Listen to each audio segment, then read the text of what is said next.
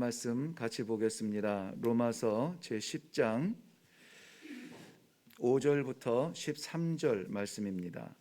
신약성경 253페이지에 있고요. 로마서 제10장 5절부터 13절 말씀 우리 찾으셨으면 같이 한 목소리로 읽도록 합니다. 시작. 모세가 기록하되 율법으로 말미암는 의를 행하는 사람은 그 의로 살리라 하였거니와 믿음으로 말미암는 의는 이같이 말하되 내 마음에 누가 하늘에 올라가겠느냐 하지 말라 하니 올라가겠느냐 함은 그리스도를 모셔 내리려는 것이요 혹은 누가 무저갱에 내려가겠느냐 하지 말라 하니 내려가겠느냐 함은 그리스도를 죽은 자 가운데서 모셔 올리려는 것이라. 그러면 무엇을 말하느냐? 말씀이 내게 가까워 내 입에 있으며 내 마음에 있다 하였으니 곧 우리가 전파하는 믿음의 말씀이라. 내가 만일 내 입으로 예수를 주로 시인하며 또 하나님께서 그를 죽은 자 가운데서 살리신 것을 내 마음에 믿으면 구원을 받으리라. 사람이 마음으로 믿어 의에 이르고 입으로 시인하여 구원에 이르느니라. 성경에 이르되 누구든지 그를 믿는 자는 부끄러움을 당하지 아니하리라 하니 유대인이나 헬라인이나 차별이 없음이라.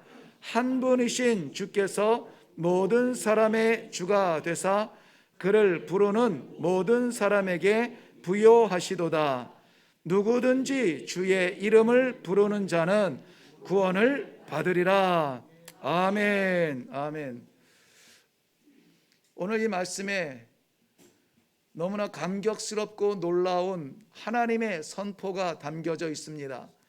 누구든지 주의 이름을 부르는 자는 어떻게 됐다고요? 구원을 얻었음이라 그랬습니다. 아멘입니다. 그러므로 우리는 구원을 얻을 사람이 아니라 구원을 얻은 사람들입니다. 왜냐하면 우리는 모두 다 예수를 그리스도라 시인하기 때문에 그렇습니다. 그러므로 삶이 조금 어렵고 궁핍하고 어려운 계곡을 지날 수는 있지만 우리 자존감은, 우리 정체성은 분명해야 됩니다.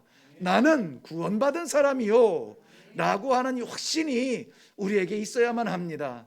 그렇기 때문에 우리가 자랑할 것은 이 세상에 단 하나밖에 없습니다. 무엇입니까? 예수 그리스도. 왜요? 구원을 이루시는 유일한 길이기 때문에 그렇습니다. 우리가 잡았던 모든 것들이 마치 손가락 사이로 물 빠져나가듯이 쉽사리 어느새 빠져나가는 것, 이것은 누구나 경험하는 것입니다.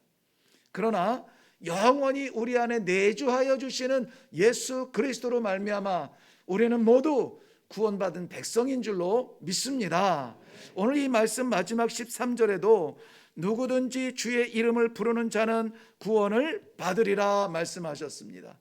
우리의 입술이 주를 부르는 귀한 입술이 되기를 바랍니다. 이 한 입 가지고 여러 가지를 할 수 있는데 가장 소중한 것은 예수 이름 부르는 겁니다. 예수 이름 마음껏 부르세요. 하루 종일 지나도 예수 나의 생명 되신 그리스도 나의 아버지 한 번도 그 단어가 나오지 않을 수 있을까요? 사랑하는 사람 있다면 아마 10번 100번도 부를 것입니다. 그러나 우리가 예수 그리스도의 이름을 부르지 못하는 침묵이라면 우리는 오늘 이 말씀을 통하여서 우리의 정체성을 다시 한번 확실히 새기고 나와 예수 그리스도의 관계를 뜻깊게 아름답게 사랑으로 맺혀가며 살아가는 복된 성도의 삶이 되시기를 주님의 이름으로 축원합니다. 우리가 이 하나님께서 주신 이 생명 복음을 받고 예수 그리스도를 우리의 구세주라 고백하고 구원받은 사람으로 이 땅에서 살아가는 것은 놀라운 축복이 아닐 수가 없습니다. 그런데 그것을 위하여서 우리가 지금 뭐 다른 것을 할 수 있는 것은 아니에요. 오늘 본문에서도 말씀하신 것처럼 뭐 하늘에 다시 올라가서 거기 좌정하신 예수 그리스도를 다시 오시라 모시겠느냐? 아니, 그럴 필요 없다는 거예요. 무저갱에 내려가서 우리를 위하여서 우리의 모든 죄를 짊어지고 십자가의 저주의 죽음을 당하신 예수 그리스도를 끌어올려서 물어보겠느냐? 아니, 그러지 말라는 겁니다. 왜 그렇습니까? 이 모든 것은 이미 이루어졌으므로. 우리는 구원받을 날을 사모하는 것이 아니라 구원받은 삶을 살아가고 있는 성도라는 사실을 믿으시기를 바랍니다. 그래서 오늘 말씀의 제목도, 여기 소중한 말씀들이 너무나 많이 보석처럼 담겨 있지만 말씀의 제목은 그 말씀이 가까이에, 이렇게 정했습니다. 그 말씀이 가까이에. 있습니다라고 하기도 그렇고 있다라고 하기도 그렇고, 뭐 가까이에 그 뒤는 알아서 기록들 하세요. 중요한 게 뭡니까? 그 말씀이 어떻게 해요? 가까이에 있다는 거예요. 가까이에. 오늘 이 가까이라는 말을 좀 집중적으로 좀 함께 묵상하며, 정말 내가 그 말씀에 가까이 살아가는 사람인가? 정말 그 말씀이 나의 가까이서 나를 지배하는 그러한 성도다운 성도로 살아가고 있는가에 대하여서 함께 살펴보고 기도하고 내려가려고 합니다. 성도는 구원받은 백성들이에요. 아멘입니까? 우리는 구원받은 백성들입니다. 모든 것이, 그런데 우리의 구원에 하나님의 주권이 있다는 것입니다. 우리가 어떠해서가 아니라 하나님이 계획하시고 하나님이 작정하시고 하나님이 불러주시고 하나님이 만들어주시고 하나님이 예수 그리스도 이름 만나게 하시고 하나님이 구원의 백성으로 고백하게 하시고, 이 땅 위에 살지만은 짧은 생애에 목숨 걸지 아니하고 영원한 하나님의 나라 그 백성답게 살아갈 수 있도록 신앙의 기회를 주시고 섬길 교회를 주시고 선포할 복음을 주시는 것, 이게 다 하나님의 것입니다. 그러므로 성도의 구원은 한마디로 말하면 은혜. 은혜 외에는 우리의 구원을 설명할 수가 없습니다. 이 은혜 받은 백성들의 구원에 대한 확신은 성도의 마지막 시대에 그 누구도 넘볼 수 없는 힘이요 능력이요 자랑입니다. 여러분, 많은 것들이 우리 자랑거릴 수가 있습니다. 그러나 하나님께서 나를 구원하셨다는 이 구원 백성에 대한 성도의 자부심이 있으시기를 바랍니다. 모든 것이 하나님께로부터 시작되고 하나님께서 이루시고 하나님께서 완성하셨어요. 그러면은 우리 편에서 할 수 있는 것은 뭡니까? 우리 편에서 이 구원의 엄청난 역사적인 그 섭리에 우리가 뭐 점 하나 찍을 게 있나요? 요거 하나 있는데요. 뭐냐면 믿음이에요. 믿음. 그런데 이 믿음조차도 내가 의지적인 믿음이 아니라 하나님께서 주신 선물, 하나님께서 믿게 하시지 아니하면 누구도 믿을 수 없어요. 학자도 믿을 수 없어요. 정치가도 믿을 수 없어요. 누구도 이 구원에 대해서 믿을 수 없어요. 그런데 아이라도 아무리 배우지 못했을지라도, 건강이 연약하여 소망이 없을지라도 하나님께서 작정하시고 믿게 하시는 사람은 그저 믿어져요. 하나님 믿습니다. 연약한데 믿습니다.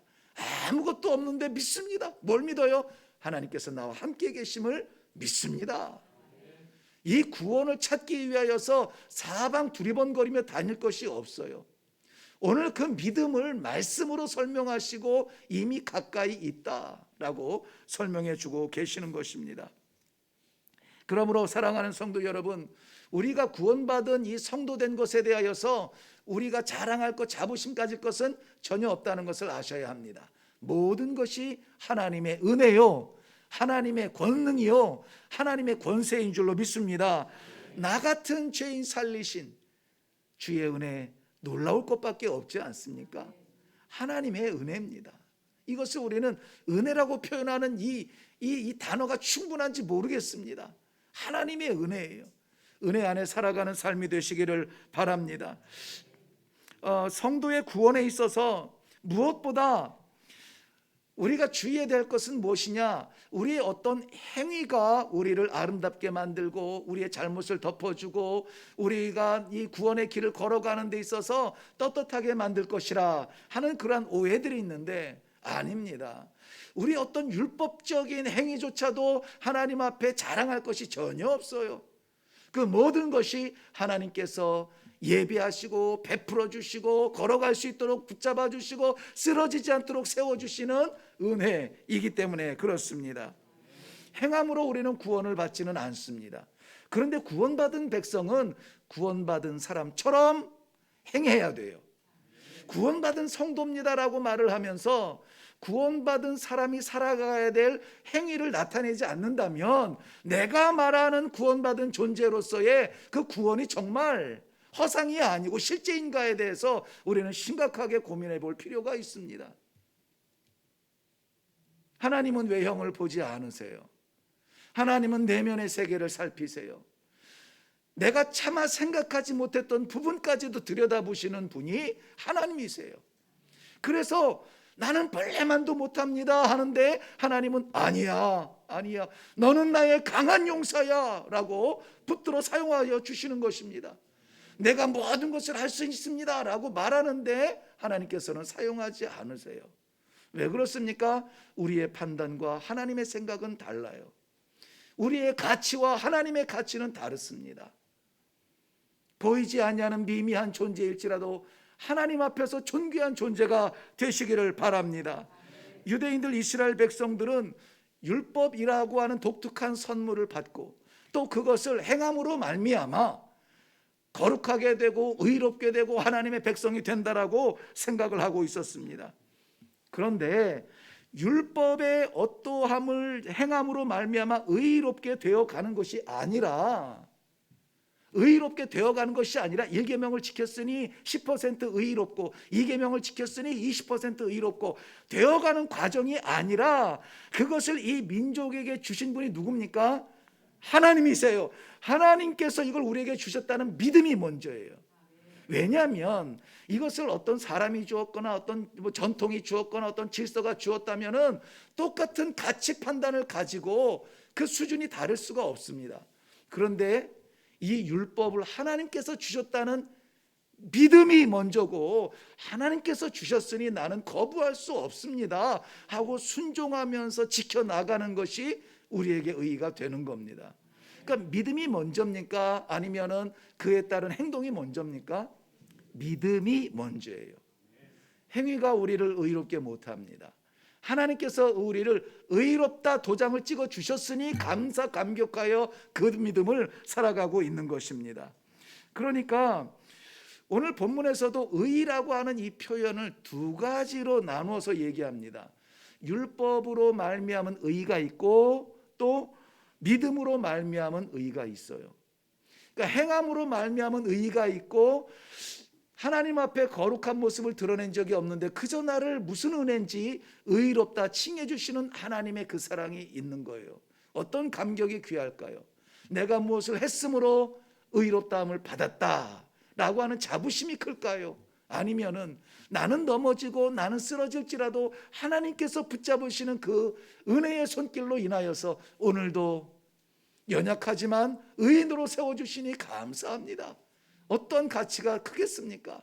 하나님께서 흔들리지 아니하는 그 손으로 잡으시는 의인, 그 의인이 바로 성도인 줄로 믿습니다. 이미 사도 바울은 고백했어요.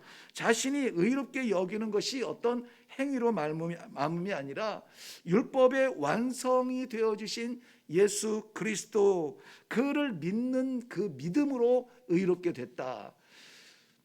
오직 의인은 믿음으로 말미암아 살리라 함과 같으니라 하는 것을 고백함으로 말미암아 모든 성도들의 의인은 어디에서 왔다고요? 어디에서 왔다고요? 믿음으로 말미암아 왔다는 겁니다. 그러므로 나는 우리 지금 예배드리는 모든 성도님들의 자랑이 믿음이 자랑거리가 되면 좋겠어요. 이 믿음을 받을 수 있는 하나님께서 우리에게 믿음을 단단하게 튼튼하게 세울 수 있는 그 통로가 있는데 오늘 8절 말씀에 보면요. 그러면 무엇을 말하느냐? 말씀이 내게 가까워 내 입에 있으며 내 마음에 있다 하였으니 곧 우리가 전파하는 믿음의 말씀이라 그랬습니다. 믿음의 말씀이 무엇입니까? 우리가 무엇을 믿고 하나님 앞에 나아갑니까? 예수 십자가의 보혈에 의지하여서 나아가는 것입니다. 이 믿음의 말씀은 예수 그리스도 빼면은 아무것도 설명할 수 있는 것이 없습니다. 그러므로 우리가 구원받았습니다, 우리에게 믿음이 있습니다, 우리가 이 땅 위를 살지만 하나님의 백성입니다, 모든 것이 어디에서 시작합니까? 이 말씀에서 시작을 해요. 말씀에서 시작을 해요. 제가 이레교회에 와서 뭐 거의 초반 시작부터 오늘날까지 변치 않고 아주 단순무식하게 외치면 외친다고 할까요? 이렇게 우리 성도님들에게 말씀드리는 것은 두 가지밖에 없습니다. 말씀과 기도예요. 우리 성도님들은 말씀과 기도로 서 있는 성도가 하나님 앞에서 자랑스러운 성도입니다. 우리 교회는 이 건물이 뭐 이 사이즈가 문제가 아니라 이레교회 하면 말씀과 기도가 서 있는 교회가 되는 것이 중요한 것입니다. 이 말씀에 대한 우리의 열정과 우리의 헌신과 우리의 사랑을 분명하게 보여줘야 될 것은 거기에서 믿음이 시작이 되어져. 말씀 없는 믿음은 허상입니다. 생명이 없습니다. 모양은 갖출 수 있어요. 그런데 말씀이 없는 믿음은 잔바람 불면 넘어질 수밖에 없습니다. 태양 떠오르면 부스러질 수밖에 없습니다. 거울을 마주하듯이 오늘 이 말씀 앞에 우리 자신이 한번 서면 좋겠습니다. 이 말씀에서 시작되는 믿음, 우리가 과연 믿음의 사람들인가 하는 것입니다. 믿음의 성숙, 이것은 어디에서 옵니까? 이 말씀이 든든하여져 가는, 말씀에 매달리고 말씀에 의존하는 그러한 신앙에서 오는 것입니다. 성경은 분명하게 믿음의 그 뿌리 어디에서 오느냐 하는 것을, 믿음은 들음에서 온다. 믿음은 들음에서 온다. 들어라 이거예요. 들어라. 들을 게 얼마나 많습니까? 그런데 우리는 이 믿음에 대한 말씀을 들을 수 있는 기회가 과연 얼마나 있습니까? 실질적으로 우리들에게 허락하신 24시간 안에 말씀을 묵상하는 시간이 얼마나 있습니까? 근데 왜냐하면 하나님께서는 마치 어린아이에게 젖을 먹이듯이 가장 이 생득적인 축복을 우리에게 주셨는데, 뭐냐면 말씀을 들을 수 있는 기회예요. 말씀을 들을 수 있는 기회예요. 말씀을 사모할 수 있는 축복이 있기를 바랍니다. 말씀을 들으면 믿음이 시작이 되어지고, 그 믿음은 마음에 새겨지게 되고, 이 마음에 새겨지는 것은 우리 입술을 통하여서 시인 고백하게 되어지는 것입니다. 듣지 않으면 새겨질 수가 없어요. 새긴 것 없이 고백이 나올 수가 없습니다. 우리가 왜 찬양하지 못하고 왜 복음을 증거하지 못하며 하나님을 자랑하지 못합니까? 새겨진 것이 희미해서 잘 보이지 않아요. 우리가 이 새겨질 만큼 튼튼하게 우리가 들을 시간을 갖지 못합니다. 사랑하는 성도 여러분, 우리가 입술을 열어서 고백할 수 있는 가장 아름다운 선물, 예수 그리스도를 외치는 데 주저함이 없기를 바랍니다. 하나님 앞에서 가장 멋있는 사람이, 가장 복받을 사람이 예수 그리스도에 대한 신뢰와 고백들이 우리 삶 가운데 나타나야 됩니다. 왜냐하면 예수께서 십자가에 못 박히셔서 그 보혈로 말미암아 나에게 생명의 삶의 길이 열렸다. 이것이 소설이 아닌 바에야, 이것이 허상이 아닌 바에야, 분명히 실제한 바에야 우리에게 기대하시는 것도 실제가 되어줘야 되지 않겠습니까? 길을 열어주시고 걸으라 하시는데 구경만 하고 있으면 안 된다는 것이죠. 그러므로 이 믿음은 반드시 말씀을 들으면서 시작이 된다. 말씀 듣는 기회를 가지세요. 뭐 여기 이 자리에 있어서 참 나누기가 죄송하지만 뭐 교만해질 뿐이 아니라서 뭐 말씀을 나누어도 되겠습니다만은, 우리 김승머시기 집사님 보면은 사업장에서 보면은 집사님이 안 보여요. 그러면은 저 안쪽에 보면은 책상에 앉아가지고 듣고 계세요. 좀 부끄럽게 다른 것도 들었는지 모르겠지만은 제가 이렇게 지나가면서 들은 바에 의하면은 뭐 새벽 설교라든지 뭐 주일설 이런 걸 안 빼놓고 거기에서 듣고 계시더라고요. 맞습니까, 집사님? 예, 맞다고 합니다. 그러니 얼마나 제가 감사하고 감격스럽고, 그냥 지나가겠습니까? 그냥 지나갈까요? 이 믿음 놓치지 아니하도록 하나님 붙잡아 주시고, 흔들리지 아니하도록, 마음 빼앗기지 아니하도록 붙잡아 주옵소서. 한마디라도 기도하면서 지나가는 거예요. 우리 모든 성도님들이 다 그럴 줄로 믿습니다. 들을 수 있을 때, 기회 있을 때 들으세요. 들을 수 없을 때가 곧 옵니다. 말이 안 된다고요? 우리 예배 드리고 싶을 때에 드렸죠. 근데 지금 드리고 싶어도 못 드리잖아요. 이런 때가 눈 깜짝하는 사이에 오게 되는 거거든요. 사랑하는 성도 여러분, 말씀을 듣는 일에 집중하시기 바랍니다.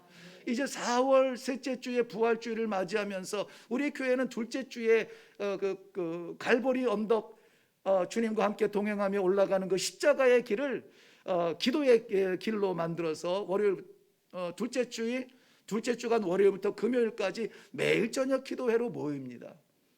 뭐 엄청난 이 가시적인 기적이 일어난다든지 막 이런 걸 선전하고 싶지는 않습니다. 그러나 그러할지라도 우리가 주의 십자가의 길에 함께 동행하며 걸을 때에 성경에서도 약속해 주셨습니다.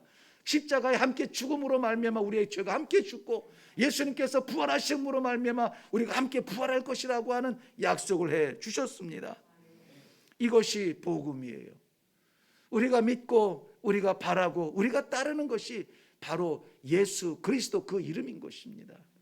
우리를 위하여서 그 보좌를 뒤로 하시고 이 땅 위에 낮은 자리에 성육신하신 아기로 오셔가지고 누울 자리 변변치 않게 오셔서 우리와 함께 동행하며 사시고 우리가 아파하는 걸 같이 아파하시고 우리가 먹는 걸 같이 먹으시며 우리의 고통을 같이 겪으시면서 우리가 짊어져야 될 그 십자가의 죽음을 대신 짊어지시고 완전한 제사로 하나님 앞에 나아가신 예수 그리스도, 우리의 유일한 자랑이고 우리의 복음이고 우리의 믿음인 줄로 믿습니다. 죽으신 것에서 우리의 모든 것을 털어내신 걸로 끝나지 않았습니다. 오히려 우리에게 생명에 대한 소망을 주시기 위해서 부활하시고 우리가 이 땅 위에서 이렇게 저렇게 살다가 묻힐 사람들이 아니라 하나님의 나라에 가서 살 것이라는 그 길을 먼저 열어주심으로 말미암아 승천하시고 우리의 종점을 분명하게 가이드해 주신 예수 그리스도, 그 이름이야말로 우리의 복음입니다. 우리의 믿음입니다. 우리의 자랑입니다. 우리의 재산입니다. 우리가 붙들고 마지막까지 씨름해야 될 우리의 신앙인 줄로 믿습니다. 고린도전서 15장 3절 이후에도 보면 내가 받은 것을 먼저 너희에게 전하였노니 이는 성경대로 그리스도께서 우리 죄를 위해서 죽으시고 장사 지낸 바 되셨다가 성경대로 사흘 만에 다시 살아나사 만삭되지 못한 나 같은 존재에게도 보이셨느니라 그랬습니다. 그리고 이어서 하신 고백이 무엇이냐? 나는 사도 중에 지극히 작은 자라. 아무리 생각해도 부족합니다. 아무리 계산해도 미치지 못합니다. 못났습니다. 오히려 괴팍하고 포악스러웠습니다. 그런데 나 같은 것에게도 우리 주님이 보이셨습니다. 사도 바울이 그렇게 고백하니 우리에게도 그렇게 보여주실 줄로 믿습니다. 이것이 우리의 복음입니다. 이것을 하나님께서는 입으로 시인하라, 고백하라, 자랑하라, 선포하라, 나누라, 증거하라 이렇게 말씀하시는 거예요. 이게 이 땅 위에 하나님께서 교회를 존재케 하시고 성도를 보내주신 그 뜻입니다. 우리 모여서 함께 즐기고 우리 모여서 함께 잘 살고 하는 건 너무나 좋죠. 귀하죠. 그런데 우리 안에서 멈추지 말고 이것을 자랑하라, 이것을 선포하라, 이것을 증거하라. 이것이 복음이요 전도요, 이것이 선교인 것입니다. 이것을 오늘 하나님께서는 우리들에게 말씀해 주고 있는 것입니다. 우리가 말씀을 받는 것으로 시작한다면 우리에게서 나가는 것은 무엇으로 시작해야 될까요? 말씀으로 시작해야 되는 것입니다. 우리 안에 들어있는 것이 말씀이면 나가는 것이 말씀일 수밖에 없는 것입니다. 그런데요, 이 말씀이 아까도 말씀드린 것처럼 저 하나님의 나라에 있다든지 저 지옥에 있는 죄악 구덩이에서 어떻게 될 것인지 심판의 결과를 보여주는 그 자리에 있다든지 그게 아니라 어떻게 있다고요? 가까이 있다는 거예요. 가까이. 여기서 가까이 있다라고 하는 말은 거리적인 것을 말하는 것은 아닙니다. 그렇지만은 손을 뻗으면 닿을 만한 그 자리에 있다라고 하는 것이 예수님께서 제자들에게 천국이 가까이 있다라고, 가까이 왔다라고 말씀하신 적이 있는데요, 그 단어를 동일하게 사용하고 계세요. 어떤 가까움입니까? 손을 뻗으면 닿을 수 있는 그만한 그 거리에 있다, 우리 안에 있다라는 것이에요. 어디 가서 이러한 행복을 찾으려고, 어디 가서 이러한 성공을 찾으려고, 어디 가서 이러한 길을 찾아보려고 두리번거리지 말라. 가까이 있다, 가까이 있다. 무엇이? 말씀이. 이 말씀은 곧 예수 그리스도 요한복음 1장 1절 보면은 태초에 천지를 지으신 그 말씀인데, 그 말씀이 하나님과 함께 계시니 곧 하나님이시라 그랬습니다. 예수 없는 사람처럼 우리가 살 수가 없습니다. 왜? 예수가 우리 안에 가까이 계심으로. 예수님의 가장 곁에서, 가장 가까운 자리에서 예수님의 품에 안겨서 음식을 먹으며 사랑을 독차지했던 그런 요한이 예수 그리스도에 대하여서 이렇게 증거합니다. 그는 태초부터 계셨고, 우리가 들었으며 우리 눈으로 보았고 주목하여 살폈으며 우리 손으로 직접 만진 바 되었던 생명의 말씀이라 라고 말씀했어요. 고백했습니다. 우리에게도 예수가 동일한 말씀이기를 바라요. 생명의 말씀, 이보다 더 귀한 것이 어디 있습니까? 그냥 듣는 말씀, 듣는 예수가 아니라, 구경하는 예수가 아니라, 우리가 보고 만지고 체험하고 함께 걷고 동행하고 우리의 아픔을 아파하시며 우리의 행복을 기뻐하시며 우리와 함께 걸어가는 그 예수 그리스도, 그분이 생명의 말씀이라. 그 말씀이 어디에 있다고요? 가까이 있다. 아멘. 아멘. 어디 가서 찾아다닐 필요가 없습니다. 가까이에 있다라고 말씀하고 계세요. 그러므로 지금 우리에게 굉장히 제일 시급한 거, 무엇보다 급한 거, 물론 각자의 삶의 사정에 따라서 뭐 지금 당장 급한 게 많죠. 발등에 떨어진 불똥도 있겠죠. 그런데 오늘 말씀에 의지하여서 이 시대에 우리에게 가장 시급한 게 무엇이냐면 이 말씀을 붙잡는 겁니다. 이 말씀을 꽉 붙잡는 거예요. 잊어버릴까 봐 붙잡아야 되고, 놓칠까 봐 붙잡아야 되고요. 말씀을 붙잡아야 돼요. 날마다 말씀 안에 살아가시기를 바랍니다. 말씀에 좀 더 집중하시기를 바랍니다. 저는 예전에는 이런 말씀들이 나오면은 너무나 분명한 현실적인 말씀이기 때문에 이 말씀을 나누는 우리 이 공동체 형제 자매들에게 아주 날카롭게 이것을 질문했습니다. 어제 말씀을 나누었습니까? 말씀이 묵상되었습니까? 말씀이 인도했습니까? 말씀이 생각을 지배했습니까? 말씀이 사업하는데 영향력을 끼쳤습니까? 막 물어봤어요. 그런데 가만히 생각해 보니까는 나도 잊고 지나갈 때가 많아요. 살다 보니까 뭐 숙제할 거 있고 강의할 거 준비하고 막 이러다 보니까는 말씀이 하나님께서 나를 사랑하시는 그 나를 잡으시는 생명의 말씀이 아니라 생존의 말씀이 되어버리더라고요. 생존의 말씀이 이 절절한 하나님을 향한 나의 간절한 마음이 아니라 그냥 나는 말씀과 떠나서 살 수 없으니까 그 중에 하루가 또 지나갔네 하고 깜짝 놀라는 경우가 없지 않더라고요. 사랑하는 성도 여러분, 그러나 이러한 지적이 줄어들었다고 해서 우리가 말씀으로부터 희미해지면 안 됩니다. 말씀 안에 사세요. 날마다 하나님께 말씀을 구하십시오. 많은 훌륭한 말이 아니라 한마디 말로도 우리가 하루를 승리할 수가 있습니다. 우리 인생을 승리할 수가 있어요. 저는 엊그제 공부하는 학우들과 말씀을 나누면서 간증을 조금 나누었는데요. 중학생 때 그 로마서 5장 8절에 있는 말씀, 우리가 아직 죄인 되었을 때에 그리스도께서 우리를 위하여 죽으심으로 말미암아 하나님께서 우리에 대한 자기의 사랑을 확증하셨느니라 하는 이 말씀이 중학교 깎아머리 그 소년의 가슴팍에 새겨졌는데 평생 잊혀지지 않는 말씀이 돼요. 그때 눈물을 펑펑 쏟으면서 이것도 죄송하고 저것도 죄송하고 막 말할 수 없는 나의 부끄러움들이 쏟아지면서 회개의 밤을 보냈는데요. 하나님은 그러신 분이세요.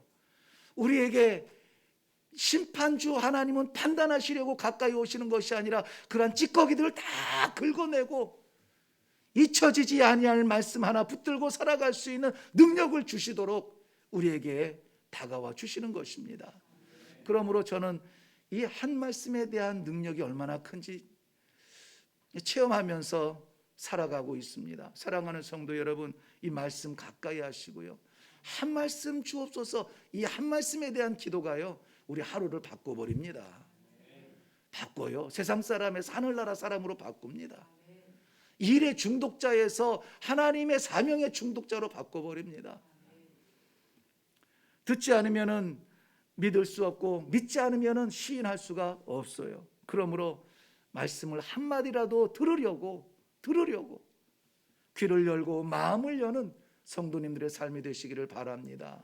우리 새벽 예배도 날마다 올라가고 있고 또 뭐 셀 수 없는 말씀들이 올라가고 있잖아요. 시간을 내서 말씀을 받으시기를 바라요. 성도님들의 소망하는 것이 무엇인지 나는 다 알지 못합니다. 그런데 그 소망하는 모든 만복이 어디에서 오냐면 바로 이 생명의 말씀을 통해서 온다고 말씀하고 있어요. 요한계시록에서도 이 예언의 말씀을 읽는 자와 듣는 자와 그것을 지키는 자들이 뭐가 있다고요? 복이 있다.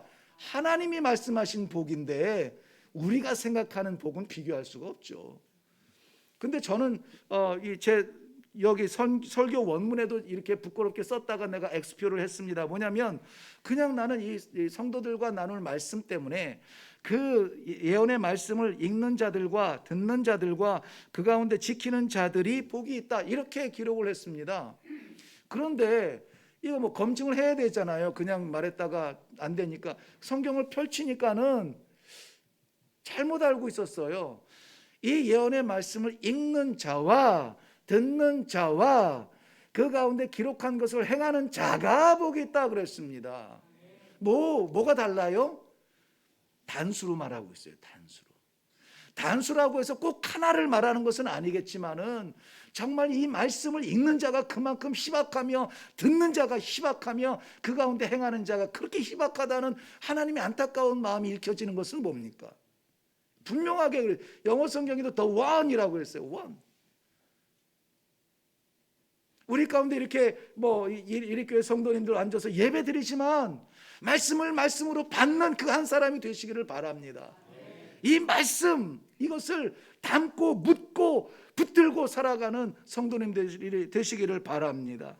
신명기 30장 20절 말씀 보면 내 하나님 여호와를 사랑하고 그의 말씀을 청종하며 또 그를 의지하라. 그는 내 생명이시니 내 장수시며 여호와께서 내 조상 아브라함과 이삭과 야곱에게 맹세하신 땅 그 땅에 내가 거주하리라. 약속의 땅에 거주할 수 있는 그 특권이 뭐라고 했습니까? 여호와의 말씀을 청종하라. 청종 뭐요? 듣고 종 따라가라는 것입니다. 이 말씀이 있는 사람은 망할 수가 없습니다. 말씀이 있는 사람은 하나님과 소통하는 사람이요 하나님께서 말씀하시는 그 자리에 그 사람도 함께 있게 되는 것입니다. 그러므로 우리의 급한 숙제가 뭔지 모르겠지만은 오늘은 이 말씀 붙들고 살아가시기 바래요. 말씀 한번 더 묵상하시고 이게 그런 뜻인가 하여서 다시 한번 들어보시고 다시 한번 읽어보시고 다시 한번 묵상할 수 있는 복된 하루가 되시기를, 주일이 되시기를 주님의 이름으로 축원합니다. 하나님께서는 이 대상에 대하여서 누구라고 딱히 지명하지는 않지만 오히려 그 가운데 긴박성을 볼 수가 있었습니다. 왜냐하면 하나님께서는 여기에 누구라도 이렇게 말씀하세요. 누구라도. 여기에는 유대인이나 헬라인이나 그렇게 차별이 없습니다. 종이나 자유자나 구별이 없습니다. 신앙생활한 지 1년이 됐든지 10년이 됐든지 상관이 없습니다. 직분이 있든지 직분이 없든지 차별을 갖지 않습니다. 병이 들었든지 건강하든지 나누지 않습니다. 높든지 낮든지 구별하지 않아요. 빈부의 차이가 없습니다. 13절 말씀 보면 누구든지 주의 이름을 부르는 자는 구원을 받으리라 했습니다. 이 말씀이 요엘서에 있는 말씀을 그대로 가져왔는데요. 요엘서에는 이렇게 기록됐어요. 누구든지 여호와의 이름을 부르는 자는 구원을 얻으리니. 요엘서 구약에서는 여호와의 이름이라고 그랬는데 이 여호와의 이름을 입으로 부를 수 없어서 아도나이라고 기록하고 불렀다고 했잖아요. 그 아도나이가 헬라어에서 큐리오스라고 주님으로 바뀌면서 번역이 되면서 여기에서는 누구든지 주의 이름을 부르는 자는 구원을 받겠다라고 말씀하셨습니다. 여호와 하나님과 우리가 말하는 주의 이름을 나누지 않았어요. 동일하게 보고 있습니다. 이 여호와의 이름을 부르는 자, 예수 그리스도의 이름을 부르는 것이 우리의 신앙의 어떤 습관처럼 우리 입술에 담겨져 있어야 돼요. 왜냐하면 그들을 구원하시겠다고 했는데요, 언제 구원하시냐면은 요엘서에 의하면은 여호와의 크고 두려운 날에 그 이름을 부르는 자가 구원을 받는다고 말씀하는 거예요. 여호와의 크고 두려운 날, 심판날의 두려움. 세상의 모든 인류는 다 무서워하고 벌벌벌 떨며 심판에 대하여 두려워할지라도 그 이름을 부르는 자는 구원을 받겠다는 이 약속의 말씀을 새기고 살아가는 성도는 어떻게 할 수 있습니까? 찬송할 수가 있는 것입니다. 주의 심판에 대하여서 공포감을 느끼는 경우가 없지 않습니다. 그런데 주의 심판보다 더 두려운 것이 있어요. 그 심판보다 두려운 거, 전쟁, 우크라이나에서 끔찍한 전쟁을 화면으로 보니까는 끔찍하고, 또 이 질병에 대하여서 우리가 자유할 수 없으니 그것도 끔찍합니다. 그런데 정말 두렵고 무서운 것은 우리가 이 말씀을 잊어가고 있는 것은 아닌가 하는 거예요. 말씀을 잊어가는 것은 아닌가. 오늘 하나님께서 그러한 백성들 잊지 말라고, 기억하라고, 이 말씀이 여전히 내 안에 있으므로 이것을 꼭 붙들으라고 우리에게 주시는 위로의 말씀인 줄로 믿습니다. 그렇게만 된다면 두 가지 놀라운 축복이 오늘 약속 가운데 담겨져 있습니다. 먼저는 예수 그리스도께서 모든 사람, 즉 이 말씀을 가까이 붙드는 그 사람들의 주가 되신다, 주인이 되신다라는 것입니다. 그리고 두 번째는 예수 그리스도께서 이 말씀을 가까이 붙드는 사람들을 부욕해 하시겠다라고 약속해 주세요. 부욕해 하신다는 것은 넉넉하게 하신다는 거예요. 충만하게 한다는 겁니다. 하나님 앞에 서서 계산할 때에 이 모자라 가지고 잔돈쓰고 막 뒤적거리지 않게 하겠다는 겁니다. 넘치고 충만한 그 은혜로 하나님 앞에서 패스, 내 오른쪽에 앉아라, 하나님께 초청을 받는 그런 백성으로 만들어 주시겠다는 거예요. 이건 허상이 아니라 약속입니다. 오늘 이 말씀 따라서 사랑하는 성도 여러분, 어려운 시대를 살아가지만 더욱 집중해서, 힘들지만 더욱 집중해서, 괴롭지만 더욱 집중해서 말씀 떠나지 않기를 바라요. 말씀 붙들고 사십시오. 한 말씀이라도 하나님 주시면 오늘 살겠습니다.